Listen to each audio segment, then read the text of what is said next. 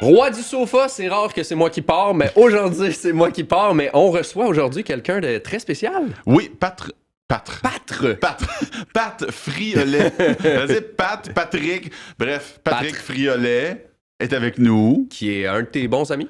Oui, que j'ai connu dès mon arrivée à RDS, il y a de cela jadis naguère. Ouais, puis ouais. on est des grands chums depuis ce temps-là. Bien content qu'il soit sur nos sofas aujourd'hui. Ben oui, il doit avoir beaucoup de choses à raconter parce qu'il a fait pas mal d'affaires.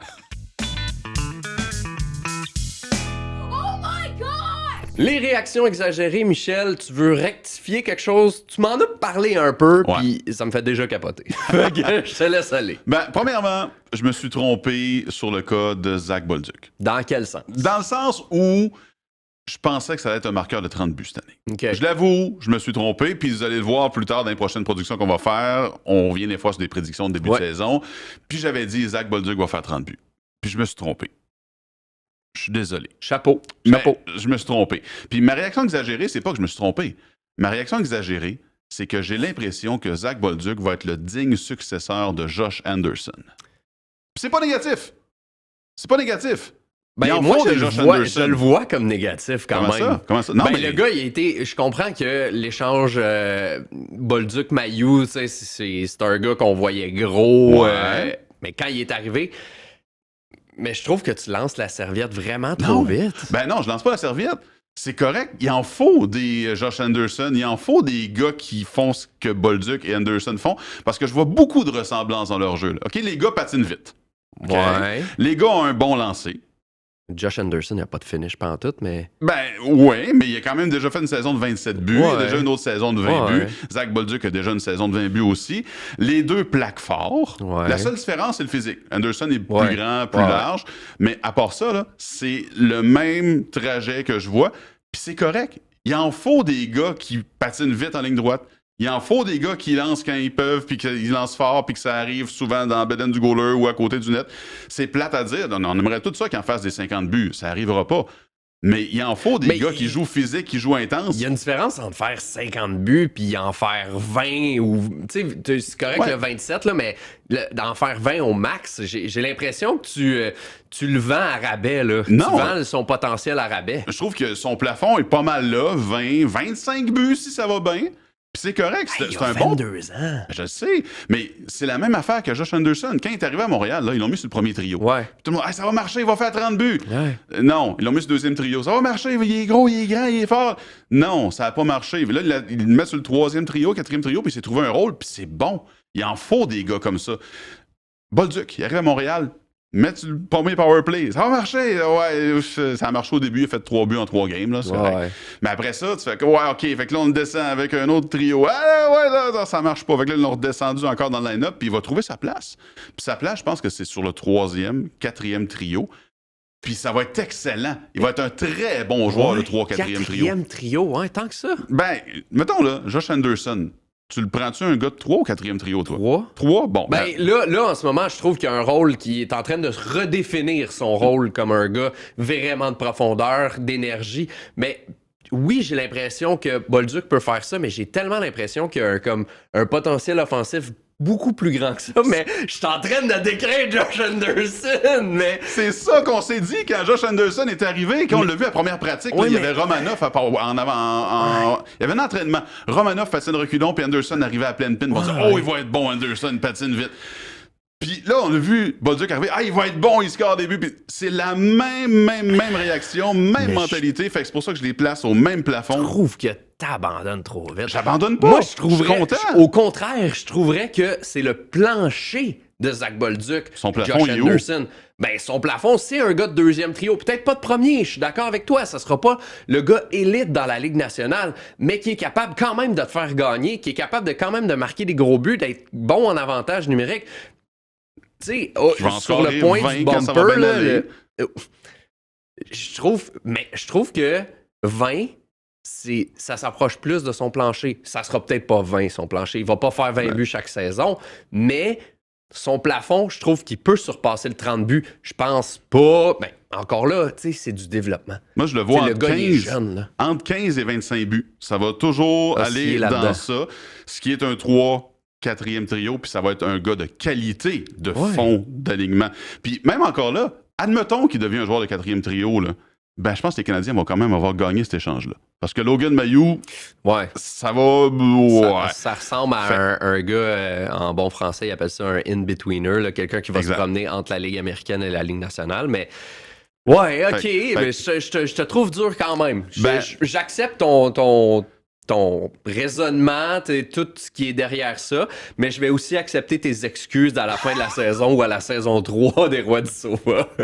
OK, ben, tant mieux s'il fait plus que 25 buts par année. Parfait, bien content. Mais je le vois plus comme un gars qui va finir par se trouver un rôle comme Anderson est là. Puis Anderson, il reste 1 an de contrat après cette saison. Ouais. Puis Zach Bolduc, il faut qu'il soit re-signé parce qu'il est agent libre avec compensation. Ouais. Mais mettons que tu perds Josh Anderson, là. Zach Bolduc est là. Ouais. Puis il va faire la même job. Ouais. Ça va être peut-être même un peu mieux, mais ça va être le même moule, même chose. Trouve quelqu'un pour remplacer Bolduc en haut, par exemple. Pourquoi? Parce que là, il va laisser quand même un trou ces 2 premiers trios. Ouais, mais il va y avoir quelqu'un d'autre qui va arriver. Fait que t'as pas besoin de trouver un remplaçant à Bolduc, je pense, parce qu'il va en avoir d'autres. Des gars qui vont pouvoir jouer sur le deuxième trio, peut-être sur le premier si ça va vraiment bien. Mais trouver un remplaçant à Josh Anderson, un gars qui frappe, un gars qui patine, un gars qui lance, quelqu'un qui a tous les outils, mais qui est pas capable de les mettre tous dans le même coffre, là. Moi, c'est ce que je vois, Josh Anderson. Il est capable de tout faire bien, mais quand il arrive en zone adverse, il fait le tour du net tout le temps. Puis une fois de temps en temps, il coupe. La créativité est peut-être un peu loin. Il y a une vision du jeu un peu plus directe. C'est correct. Ouais. Il en faut des gars qui font reculer la défense adverse. Fait que je trouve pas ça négatif que Zach Bolduc remplace Josh Anderson dans 1 an ou 2. Eh bien, c'est une de tes bonnes réactions. Je suis pas d'accord, mais je suis d'accord avec une bonne réaction. On parle de 2 premiers trios, on parle des Canadiens.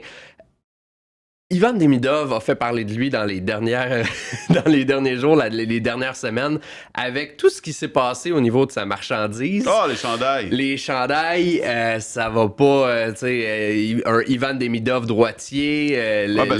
Juste une mise en contexte. Il y a son agent qui a dit sur Internet, Dan Milstein, il a dit on a maintenant de la marchandise d'Ivan Demidov, allez acheter ça, c'est incroyable, c'est beau. Puis... La photo en avant est une photo clairement fait par l'intelligence artificielle. Le logo des Canadiens a été enlevé pour mettre un 93.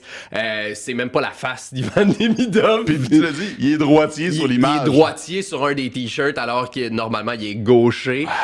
Bref, l'intelligence artificielle, c'est ça ma réaction est exagérée, c'est que l'intelligence artificielle est au détriment des joueurs actuellement. Parce qu'il y a une autre chose que je t'en ai parlé tantôt, il y a des histoires qui commencent à sortir, des fausses histoires journalistiques sur les joueurs. Comme là, Ivan Demidov aurait aidé une concierge du Centre Bell aurait aidé Ivan Demidov à changer un de ses pneus.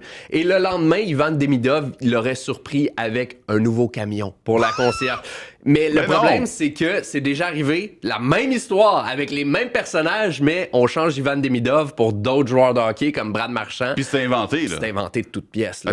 C'est très inventé parce que first, tu veux t'acheter un nouveau camion, là. Tu l'as pas le lendemain. Non. C'est ça.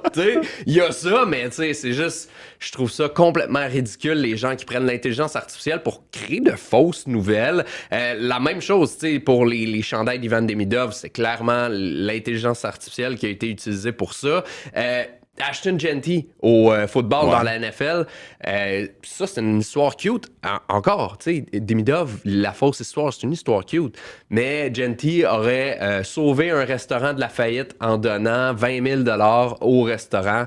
Genty, lui, après, lui-même, en conférence de presse, il a dit « J'aimerais ça, avoir fait ça, mais non, j'ai pas fait ça. » Fait que, c'est bien beau l'essor de l'intelligence artificielle, mais en ce moment, là, c'est un détriment envers les joueurs big time. Là. Pour leur réputation, puis leur profil de marchandise 100%. Et tout. 100%. Puis, hey, come on, là. Tu peux pas... Qui a dit oui à ça? Qui a pensé que c'était une bonne idée, la marchandise d'Ivan Demidov?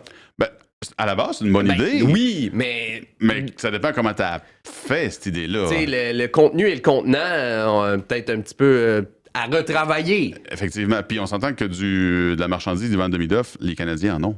Oui. C'est correct qu'il y ait sa ligne de vêtements. Piquet Souban avait sa ligne. Il va avoir les grands vont avoir leur ligne, puis c'est correct. Puis Ivan Demidov va faire partie des grands. Puis probablement qu'il va avoir une rédemption en quelque part avec une nouvelle marchandise, mais ça, quelqu'un de cégep aurait pu le faire avec de l'intelligence artificielle de base. Moi, ben avec un chandail de même la semaine prochaine. Ah, toi, t'es gaucher ou droitier? Je suis gaucher. Toi avec 2 bâtons. Notre invité dans notre sofa. Un autre bien habillé. Ben oui! Ah oui, mais écoute, vous auriez pu vous forcer, les gars. Ben, Non, comme- non. Mais comme dit Happy Gilmore, t'imagines si j'étais venu saper comme ça? Je crois que je me botterais moi-même les fesses. Merci, Patrick Friolet. Ouais, merci Hey! les gars, merci de m'inviter.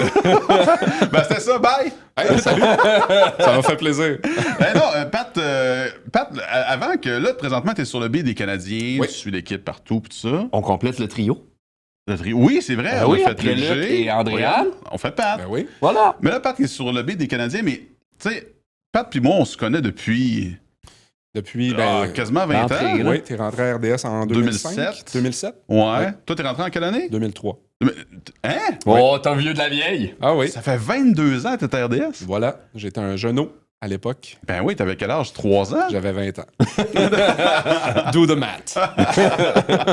Hey, mais ce qui est le fun, puis ce qui est particulier, c'est qu'à RDS, Pat puis moi, on était à la rédaction de Sport Ouais. 30 ensemble en même temps. Oui. Puis là, nos chemins ont bifurqué complètement. Mais comment tu deviens un journaliste sur le beat des Canadiens? Comment tu t'en viens à être ça? Ben, on a été rédacteur, puis tu m'as même formé comme lecteur de nouvelles aussi pendant une certaine Ah période. ouais? Ouais, Oh, Ben oui, nice! t'étais mon formateur. On remonte à quoi? 2010, je pense, dans ces eaux-là, à peu près. Puis pendant un été, c'est Michel qui m'a formé comme lecteur de nouvelles. J'ai fait ça pendant quelques années, mais Lecteur de nouvelles, avant je me ça, rappelle de j'ai ça. été un jeune reporter. Tu sais, j'ai commencé en 2007. La première fois que j'ai été devant la caméra, c'était en 2007. Puis à cette époque-là... Pourquoi? Le premier reportage, c'était pour les courses de skidoo à Valcourt avec mon oncle Jacques. C'était incroyable. C'était... Ah, mais il était où, André Beauchesne? André Beauchesne était absent. En fait, à cette époque-là, il y avait Vincent Monté qui le faisait aussi, Ok, qui est devenu producteur par la suite, qu'on a très bien Ouais. connu. Et on m'a envoyé me geler à Valcourt. Puis ça a été des reportages mémorables là, avec Il s'est Jacques bêché d'une Villeneuve. balle de foin, là. Ah oui, puis tu sais, mon premier week-end, là, anecdote rapide, mais le vendredi, on y va, puis on revient. Puis à cette époque-là, on n'avait pas de lien direct, il fallait alimenter. Donc là, on revenait avec la cassette de notre reportage, puis là, ben, on faisait le montage par la suite. Donc le vendredi, c'était un aller-retour, juste pour aller le rencontrer, mais il y avait des intempéries, puis il pouvait pas sortir avec le skidoo, donc ça a été reporté au lendemain. Le lendemain, on part à la première heure, puis on apprend que en fin de journée, le vendredi, il a décidé d'aller sur la piste, puis il y a eu un accident, évidemment. oui, Donc là, Bon oncle. ça, c'est le genre de moment où tu fais juste dire qu'est-ce qui s'est passé. Ah Tu mets ton micro, puis ça dure 3 minutes, puis il explique son accident. Fait que là, j'ai volé par le dessus balle de foin. En tout cas, tu sais, c'était légendaire. Puis il demandait au docteur des Alouettes ou de l'Impact de venir le shooter dans le genou parce que ça faisait mal. Voyons donc. Tu sais, c'était... Il était non. écœurant. Ah oui. C'était incroyable, puis c'est des moments qui vont rester gravés pour toujours. Puis par la suite, ben, les courses ont mené aux courses d'IndyCar l'été suivant en 2007, OK. à Tremblant à l'époque. Puis par la suite, ben, encore dans les courses, ça a été la F1 que j'ai commencé à couvrir. Puis j'ai été chanceux. Je l'ai couvert pendant à peu près 10 ans à Montréal. Puis entre-temps, ben, il y avait évidemment l'Impact, où là, après que François-Étienne Corbin est devenu lecteur de nouvelles officiel en fin de soirée, c'est moi qui ai hérité du beat de l'Impact à partir de 2009. Jusqu'à 2016-2017. Puis après ça, je me suis tourné davantage vers le Rocket, puis là, ben, éventuellement le Canadien. Donc, Ouais, dès que t'es tombé sur le Rocket, t'es devenu comme ce qu'on appelle la troisième personne, le troisième Oui. homme pour le Canadien. Oui. Puis, ça a-tu aidé, tu sais, la graduation de la Ligue américaine à la Ligue nationale? Parce que, tu veux pas, les joueurs, ils te suivent aussi? Oui, Ou vraiment. tu suis les Vraiment, joueurs? il y en a, tu sais, à cette époque-là, il y a Jake Evans aussi, ben, pas Ouais. dès le départ en 2017, là, mais dans les années, j'étais chanceux, j'étais au même endroit que Marc Denis et entre les bancs entre les pendant bancs. les matchs. Ouais, Donc, cool. tu sais, de voir ça, puis d'être vraiment dans le feu de l'action avec, au début, c'était Sylvain Lefebvre, par la suite, Joël Bouchard qui est arrivé, puis Joël était très coloré, donc... Et surtout j'ai- son casse rouge. Oui, vraiment.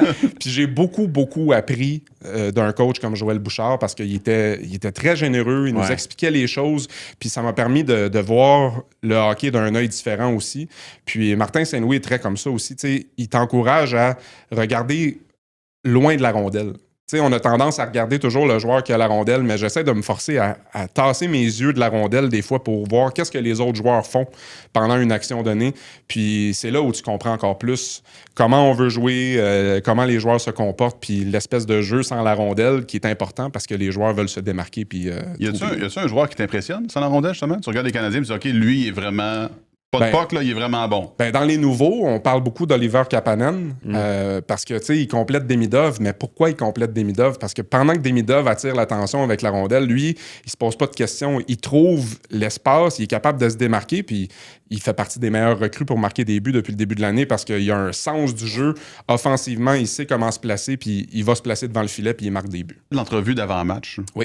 Sur le bord du banc, sur le bord de la glace, là. Oui. C'est hot, ça. Oui, c'est toujours le fun. Quand même, là. Oui, Tu penses à ça, t'es à côté de la glace avec les joueurs des Canadiens. T'as-tu une anecdote? As-tu un joueur qui fait rire les autres ou les autres autour qui s'étirent, là, ils entendent tout? Comment ça marche? Ben, premièrement, la première chose qui me vient à l'esprit, c'est que souvent, les gars oublient. Ben, pas souvent, mais ça arrive. Ça arrive que les gars oublient. C'est écrit sur le tableau dans le vestiaire, mais tu sais, ils vont pas. Ils se sont fait dire ça avant de partir pour leur sieste d'après-midi. Puis là, quand ils reviennent, mais tu sais, souvent, Chantal, Charles, Guillaume, tout ça, vont rappeler aux joueurs, hey, oublie pas, t'as le warm-up. Mais tu sais, des fois, ils sont dans leur routine, là, ils commencent à tirer des rondelles, puis là, des fois, ils sont bien coiffés, puis ils ont du style, tu sais. Non, mais blague à part, la meilleure que je me rappelle, c'était Max Pacioretty à l'époque, un match contre les Kings. Puis il est agenouillé sur le bord de la ligne rouge, puis il jase avec Justin Williams. Puis là, les deux jasent ensemble, puis tout ça. Puis là, ça fait déjà un bon 2-3 minutes que les joueurs sont embarqués. Puis règle générale, le joueur va embarquer, il va faire une coupe de tour. Puis là, une fois que tous les joueurs sont sur la glace, il arrête, il vient nous voir. Là, quand ça s'étire un peu, puis qu'on voit que là, il s'en va ramasser des rondelles dans le coin, puis que là, il commence à bousculer des gars dans la bande. Il m'a oublié. Ouais, là, tu te dis... là, je pense qu'il a oublié. Puis là, il y a toujours Marie-Pierre qui est là, qui nous aide avec le son, puis tout ça, puis qui est en lien avec le camion. Puis là, elle est là, elle fait des signes. Puis là, Pacioretty voit rien, puis il jase, puis il a l'air d'avoir du fun avec Justin Williams. Puis là, on est là comme ça. Puis là, tout à coup, Justin Williams nous voit. Puis là, il donne un coup ses pads à Pacioretty, puis il nous pointe « Hey! » Fait que là, Pacioretty réalise « Oh! » Il s'en vient. Là, « Hey, sorry, I totally forgot. » Non, c'est pas de trouble, tu sais. Fait que, tu sais, dans ce temps-là, c'est juste qu'à un moment donné, plus on étire, plus là, on commence à manquer de temps pour le camion parce qu'eux autres doivent vraiment s'en aller en direct parce que ça, c'est juste enregistré là, dans un moment où c'est comme un faux direct. On n'est pas tout à fait en direct, on le joue plus tard dans l'émission. Mais bref, oui, ça arrive quelques fois. C'est arrivé à David Savard aussi. Il est en train de plaquer des gars dans le coin, puis à un moment donné, moi, je suis là de même, puis c'est drôle, c'est savoureux. C'est tout le temps des entrevues sympathiques. Juste de voir que moi, j'aime ça parce que c'est le moment où les gars sont vraiment dans leur game. C'est pas des entrevues où on va... C'est pas des entrevues de fond, là. Non, on fait pas le monde. On jase pas de politique internationale. Non, c'est ça. Non. Sauf que juste d'être là, juste d'être dans le feu de l'action, des fois, la musique est extrêmement forte, donc on a de la misère à entendre quand on a besoin de traduire. Ah oui, ça doit être quelque chose. Ouais, ça, c'est pas évident. Tu sais, quand tu traduis, puis tu traduis la question que tu as posée, c'est parce que tu n'as pas entendu sa réponse. ça arrive. Ou soit j'ai mal entendu, soit le gars a vraiment pas répondu longtemps. Tu parles d'anecdotes comme ça. Y en a-tu d'autres en tant que journaliste de suivre l'équipe? Tu sais, veux pas. Je pense à peu près tout le monde qui rentre à RDS, le rêve ultime, c'est de suivre les Canadiens, c'est de suivre cette expérience-là. Toi, en tant que journaliste, est-ce qu'il y a un moment que tu t'es pincé? Est-ce qu'il y a un moment que tu vas dire... On va me rappeler de ça toute ma vie, puis je vais te parler de ça à mes petits-enfants. Ben, il y en a un que, écoute, là, j'y pense, puis j'ai des frissons encore. Là. Ça, j'étais pas sur le beat à cette époque-là. C'était 2007-2008. Puis on m'envoie un peu à la dernière minute. Je suis dans la salle des nouvelles, puis on me dit, t'as besoin d'aller au Centre Bell parce que là, on a des tournages en même temps. Ça nous prend quelqu'un pour aller faire une entrevue avec Alex Kovalev, qui gagnait le trophée Jean Béliveau pour son engagement dans la communauté. Donc, tu sais, moi, j'aimais beaucoup Alex Kovalev, mais surtout, je m'attendais pas à rencontrer Jean Béliveau. Oh! Puis là, quand je suis arrivé au Centre Bell, puis qu'on est dans la pièce, c'est la pièce où Martin Saint-Louis fait ses points de presse d'après-match, on arrive là, puis on est plusieurs journalistes, puis Jean Béliveau rentre dans la pièce. Puis honnêtement, là, je le vois arriver, puis il était tellement respectueux, tellement de classe, il dit bonjour à tout le monde, puis là, il me voit, puis il me dit bonjour. Fait que là, moi, spontanément, je dis bonjour, moi, c'est Patrick. Fait que là, il me tend la main, puis il dit, moi, c'est Jean. Puis ça, les gens qui parlent de Jean Béliveau ont souvent cette anecdote-là. Il se présentait toujours. Exact, j'ai vécu la même chose. Exact. La première fois que je le vois, il arrive à côté de moi, c'est même pas moi qui a dit bonjour. J'attendais pour l'entrevue avec lui, il dit bonjour, moi c'est Jean. Je le sais. je le sais. Bonjour, moi, c'est Michel. Mais Il était- il est tellement... Il y a de la prestance, ce Ah, gars-là. ça, c'est le genre, tu sais, quand on dit starstruck, là, Ouais. c'est pas arrivé souvent, mais lui, c'était ça, tu sais. Puis il y en a d'autres, des joueurs qui avaient vraiment un aura, tu sais. Shea Weber, c'était vraiment intimidant au début quand tu le voyais parce que c'est une pièce d'homme incroyable. Carey Price, c'était pas facile à interviewer parce que il aimait pas ça, Ouais, il en non, donnait c'est pas ça. beaucoup. D'un côté, je me disais, tu sais, je le sais que c'est un bon gars, tu sais. Ouais. Mais il nous le démontrait pas beaucoup. Puis quand on faisait des entrevues, on avait l'impression que c'était quand même intimidant parce que c'est pas évident. Tu sais, c'est le gardien numéro 1 du Canadien. C'est la grande vedette. Ah Puis ouais. tu veux bien paraître. Tu veux pas te faire revirer de bord. Fait que tu essaies de marcher sur des œufs des fois par moment. capable de te revirer de bord. Ben, là. absolument, tu sais. Fait que, mais ça a été, tu sais, pour vrai, Jean Béliveau, ça a été incroyable comme rencontre. Puis après ça, ben, quand j'ai vécu ces moments-là aussi quand j'étais sur le beat de l'Impact, parce que, veux pas, j'ai rencontré des vedettes internationales aussi. Ben Ouais, oui. tu sais. t'as Didier Drogba, il y a Didier Zlatan, Drogba. je pense que t'étais Oui. le seul quand il est venu. Pour T'étais vrai? le seul à l'avoir interviewé sur Oui. le terrain, right? Exact. T'as Zlatan jasé avec Ibrahimovic. Zlatan sur le terrain? Oui. Puis lui, tu sais, moi, les gens oublient peut-être, là, mais tu sais, j'étais un grand fan de hockey quand je grandissais, mais j'étais aussi un fan de soccer parce que j'ai grandi dans un quartier italien à Saint-Léonard. Mon meilleur ami est italien aussi. Donc, tu sais, j'ai suivi l'AC Milan, Juventus, puis lui a joué longtemps pour l'AC Milan, Zlatan, puis pour plein de grands clubs, évidemment, pour la Juve aussi. Puis quand il s'en venait, c'était avec le Paris Saint-Germain, le Trophée des champions au Stade Saputo. Puis c'était Lyon contre le Paris Ouais. Saint-Germain. Puis finalement, toute la semaine, on présentait le match à RDS. Toute la semaine, on voulait faire une entrevue avec Zlatan. Non, ça n'arrivera pas. Avant-match, ils nous disent non. À la mi-temps, ils nous disent non. Puis là, ben, éventuellement, le match va bien. Puis là, je reparle au relationniste. Puis là, je lui demande, est-ce qu'on va être capable de parler à Zlatan? Il me dit, tu peux essayer, mais il va te dire non. Mais là, j'ai dit, mais tu m'as dit que je peux essayer. Ouais, c'est ça. Ouais, c'est ce que T'as j'ai ouvert la retenu. porte. là. So you're Exact. telling me there's a chance. C'est là, ça, tu sais. c'est ça. Puis là, finalement, ben, le match se termine, puis j'ai le droit de me présenter sur le terrain, d'aller interviewer qui je veux. Puis là, j'ai le défenseur Silva, brésilien, qui était là. Lui, je parle à quelques joueurs. Puis là, finalement, je vois au loin Zlatan qui applaudit la foule, puis qui marche, puis qui salue. Fait que là, je me dis, je prends ma chance. J'y vais. Je me présente à côté de lui. « Excuse me, can we do an interview? » Il me dit « Yeah, sure, no problem. » Écoute, là, à ce moment-là, Oh, OK. let's go. T'sais. Là, c'est la switch à on. Ah puis, ouais. puis finalement, il était super gentil. Évidemment, il venait de gagner. Ça facilitait les choses. Mais 3 questions. Puis à ce moment-là, je lui avais posé une question sur la MLS. En lui disant, est-ce qu'un jour, il y avait des chances qu'on le revoie à Montréal, peut-être, tu sais. Puis il avait dit, you never know. Mais là, finalement, il je est pense que allé. c'est 2 ans Ouais, après une qu'il couple s'est d'années présenté après, avec ouais. le LA Galaxy. Donc ça reste quand même assez haut pour moi parce que, je veux dire, c'est un joueur que j'ai toujours admiré. Puis surtout, dans les semaines qui ont précédé, j'ai tellement vu de moments d'entrevue où ils reviraient des journalistes dans leurs shorts. Je me disais, je veux pas être ce gars-là. Puis finalement, ben, ça a bien été. Ouais, tu vas pouvoir te vanter toute ta vie. Oui. Hey, tu voulais parler à Patrick de son voyage en Suède. Ouais. Parce que tu es allé au championnat du monde de hockey, Ça, c'était le fun. puis ouais. tu n'avais jamais été en Europe. J'avais jamais été en Europe. C'était ma Ça première veut dire fois en que tu Europe. Non, je savais pas. Ouais, Puis, ouais. puis tu sais, justement, première fois en Europe, tu suis le hockey, tu suis, il y avait des gars des Canadiens à ce moment-là.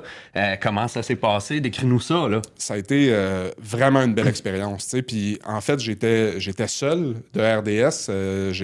J'avais pas de caméraman, donc je me présentais là. Puis je débarquais dans un pays que je connaissais pas du tout, donc avec du décalage. Donc là, la première journée, on m'avait conseillé, arrive. Quand tu arrives, essaye d'étirer ta première journée le plus possible. Couche-toi le plus tard possible pour être capable de rattraper le temps perdu après avec le décalage. Donc, c'est ce que j'ai fait. Je suis arrivé, je me suis rendu directement à l'aréna. Le Canada jouait ce soir-là, je pense, contre la France. J'ai regardé le match, je suis allé me familiariser. Il y avait des gens de TSN qui étaient là pour nous appuyer aussi. Puis, ils m'ont montré un peu comment ça fonctionnait. Donc là, la zone mix où tu vois, la zone mix, c'est les athlètes passent après le match. Tu as plusieurs caméras, plusieurs journalistes. J'avais mis des vidéos sur les réseaux sociaux, d'ailleurs. Là. Puis de voir un peu les journalistes de partout qui sont là pour couvrir ça, mais surtout d'arriver dans un pays qu'on connaît pas. Puis, Tu parles pas la langue, la langue non plus. Ben non, puis tu sais, pour moi, c'est important d'apprendre au moins certains mots de base. Tu sais, comment dire merci, comment commander mon café. Tu sais. Fait que je faisais l'effort, mais après ça, c'est me répondant en suédois, là, c'était plus compliqué. mais j'ai vraiment adoré ça. La Suède est un pays magnifique. On était directement à Stockholm, donc tout se fait à pied, tout se fait en vélo. Le métro, je me suis familiarisé avec ça, puis le nom des stations la première fois, c'était pas évident. Là. Bon, OK, là, faut Pas la que je m'en... station Mats Sundin, Non, c'est ça, la station Niklas Lidström. Seulement, non, mais c'est pas si simple que ça. Il y en a une là-bas aussi. Il Il y avait la station Globen, c'est là où il y avait l'aréna Avicii, comme le DJ, Oui. en fait. Ça est renommé à son nom. Ouais.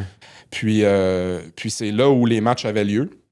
Donc là, évidemment, les allers-retours en taxi ou en métro, je me suis familiarisé avec ça les premières journées. Mais par la suite, là, ça a été d'aller goûter les boulettes suédoises, puis de me promener dans la ville, d'aller prendre des cafés à 4-5 endroits différents là, que j'ai pu découvrir. Donc, vraiment une super belle expérience. Puis au niveau hockey, la foule qui est engagée, les partisans, il y avait des partisans de la Lettonie qui se sont déplacés, qui étaient incroyables pendant les matchs. Ouais, vraiment crinqués dans la zone derrière le but. Donc, ça a été une super belle expérience. Puis une entrevue avec Emil Heinemann que j'avais en tête. En français? En français, je lui ai fait pratiquer son français, mais on a fait la grande partie de l'entrevue en anglais, mais par la suite, à la fin, je voulais faire un petit clin d'œil. J'y apprenais le français, lui m'apprenait le suédois. Donc, ça a donné des moments quand même le fun. Malheureusement, là, il a été échangé après aux Highlanders. Ça reste ton ami, pareil. Ouais, c'est ça. On avait créé un lien le fun. Émile. Mais non, vraiment, j'ai été vraiment charmé par la Suède, puis j'y retournerai demain matin. Vite, en terminant. Oui. Prochain voyage, c'est quand? Tu pars où? Là, je m'en vais juste avant Noël, Pittsburgh, Boston. Donc là, le Canadien s'en va à Pittsburgh. C'est Luc qui va aller faire le match contre les Pingouins et ensuite contre les Rangers. Mais moi, je fais Pittsburgh et Boston. Donc, le Canadien joue contre les Pingouins le samedi à Montréal, le dimanche à Pittsburgh. Donc, moi, je vais déjà être à Pittsburgh le samedi. Par la suite, à Boston le mardi. Puis ensuite, c'est Noël. Puis après le temps des fêtes, moi, après le 1er janvier, je fais Saint-Louis et Dallas aussi. Tu connais son horaire. Hein? Le gars, il est incroyable. Bon, JC, tu veux nous parler des Jeux olympiques? Des Jeux olympiques du hockey aux Jeux olympiques parce que pas mal tout le monde a vu passer la nouvelle, ou peut-être que je t'apprends quelque chose, que la glace des Jeux olympiques n'est pas encore prête. Ouais, ou plus petite. Là. Et voilà, Ouais. c'est les deux choses que je voulais mentionner. C'est on est à quelques mois, des semaines des Jeux olympiques, et la glace, n'est pas encore prête. 2, la IHF le comité olympique aurait dit oui à une glace qui est plus petite. Tu sais, quand on parle de glace, là, il y a un terme glace de la Ligue nationale, et l'autre, c'est quoi? International. International/olympique. Ouais. Parce que là, la glace olympique devient plus petite que la Ligue nationale. Tu sais, ça n'a pas rapport, là. Tu sais, normalement, juste pour mettre les gens en contexte, encore une fois, une glace de la Ligue nationale, c'est 200 pieds par à peu près 85 ça, pieds. là, ouais. OK?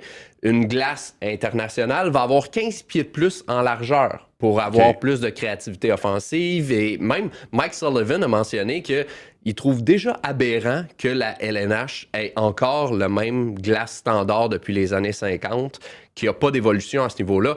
On partira pas un débat là-dessus. Mais quand même, et là, ils ont une glace encore plus petite que la glace de la Ligue nationale. Le jeu, au lieu d'être plus grand offensivement, plus de place offensive, ça va peut-être être plus un jeu physique qui est normalement pas pour les Jeux olympiques. Non, c'est ça, il n'y a pas de bagarre. Là. Mais là où c'est le plus insolite, c'est que le directeur des opérations des Jeux a dit qu'il n'y avait pas de plan B. Donc la glace n'est pas prête. La glace est trop petite. Et si la glace est réellement pas prête, là, il n'y a pas de plan B. Ben, à Milan, là, il y avait des Jeux olympiques. Pas à Milan, à Turin. Ouais. À Turin, il y avait des Jeux olympiques. Ouais. Bon, il y avoir une glace encore là-bas. Oui, mais ça a l'air que ça ne fait pas partie de leur plan B ou C'est elle loin, doit là. être utilisée. Ah, peut-être, là. Peut-être qu'il y a du patinage libre, puis ils font comme... On peut pas, c'est patinage Deux libre. séances de patinage libre. Puis là, une autre chose, c'est la qualité de la glace, ça va avoir l'air de quoi pendant tout le tournoi? Parce que là, il y a deux, là. Il y a les femmes et les hommes. Là. C'est vrai. Et j'espère qu'il n'y aura pas de blessure à cause de ça. là. Ben, Tu sais, j'espère. des épaules honnêtement, là. disloquées ou des Ben, chevilles quelqu'un, revirées parce que une la glace cheville, est... ouais, c'est ça, une craque dans la glace. Puis, Ouh. bref, ça n'augure pas bien pour le retour des joueurs aux Jeux Olympiques les prochains après. J'ai quand même hâte de voir ça, pour vrai. Oui, Ouais. j'ai hâte, mais une amphithéâtre pas fini. Ça va être chic.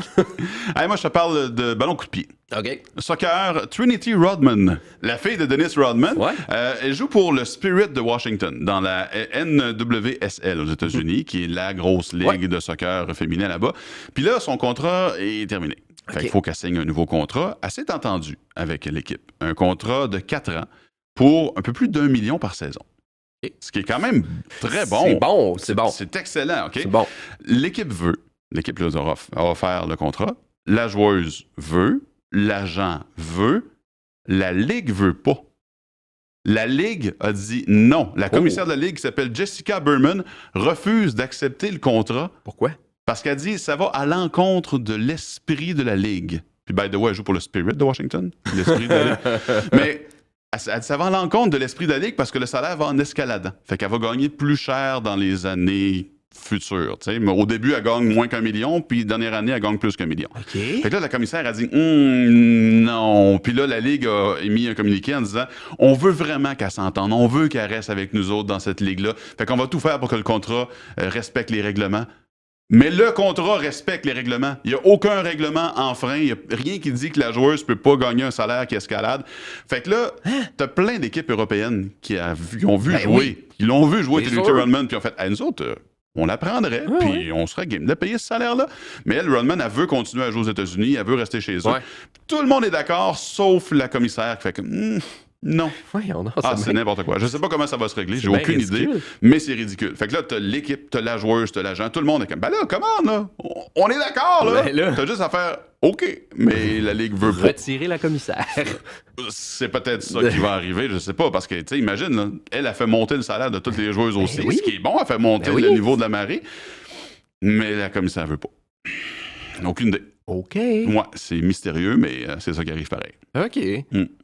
Je t'amène au tennis. OK. Une jeune joueuse prometteuse, Serena Williams. Tu connais ça, toi?